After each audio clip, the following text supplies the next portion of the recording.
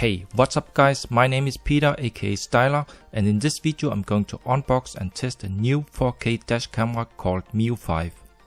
Currently this is a Kickstarter project which soon will be on sale. For more info please check out the video description. I will update this ongoing as more info comes out, so stay tuned if you're interested in this cool camera. So first things first, let's unbox this dash camera. It comes in this small white box with some few specs and info on the side. And inside we first find a user manual in English, an extra 3M windshield sticker for the mount, a doth cloth, and 2 windshield plastic protectors. The manual is very detailed and explains everything you need to know. Let's first put the camera aside and let's check the accessories. Here we first find a crowbar for the car installation, a small USB car charger with carbon look, a long USB charging cable, which unfortunately here is a micro USB and not USB type C, but nice to see is that the connector is angled 90 degrees. The design looks nice and the size is compact. On the front we find the Sony IMX415 lens. On the left a button and a colored status LED. And on the back a LCD display. Notice that we on the top mount here have the micro USB port. In the bottom we have the speaker and some air vents. And inside the mount is an integrated GPS module. The camera can be adjusted forth and back, but not side to side. Overall it has a good design. So let's remove all the plastic protection. Here we have 3 touch capacitive buttons, which is used to control the menu. It's extremely shiny, and on the front near the lens the cover has a carbon texture. So now let's power on the device. I will tell you some of the important features, and at the same time you can watch the app in action on the left side. It will auto power as soon you connect the micro USB with 5 volt. The LCD display is extremely sharp and clear. And with the dedicated 3 touch buttons on the right, you can navigate around in the menus. It does have a built-in battery, but this is only very small, so it will not last that long with disconnected power cable. Let's first check the about, and here you see the current firmware version. And this can also be updated via the app.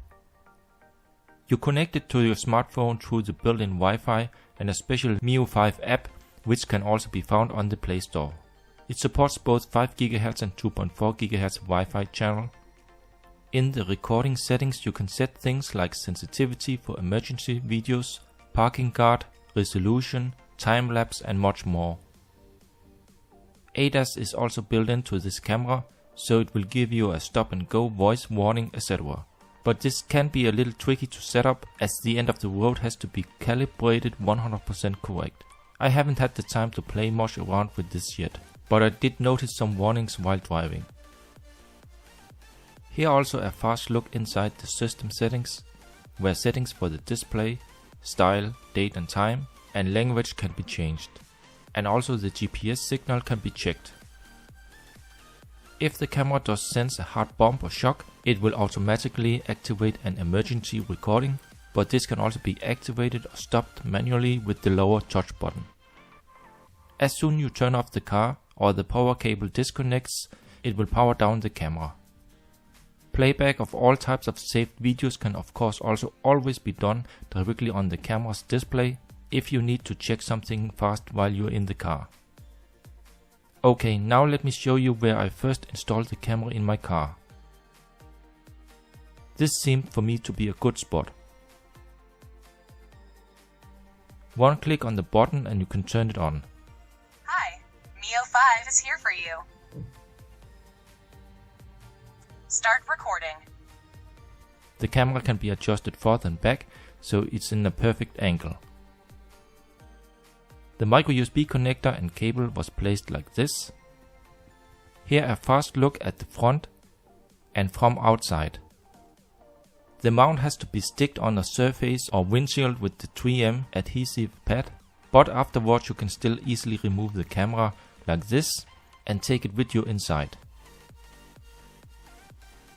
Here you now see the parking mode, which can be set to activate automatically after parked. This can run on the small built-in battery for some few minutes, or for a longer time if you connect your power permanently via a hard kit or use a power bank. The camera can also take pictures, but will in fact just be a single picture from the video footage. And now to some real video samples from my car, where I just drive around. This was recorded with the camera's 4K setting, but as this video here on YouTube is just in 1080p, it has been downscaled to fit. Notice that the wavy lines in the top is from my car's windshield, which have electronic heating lines built into the glass, so that's why you may notice them in the footage.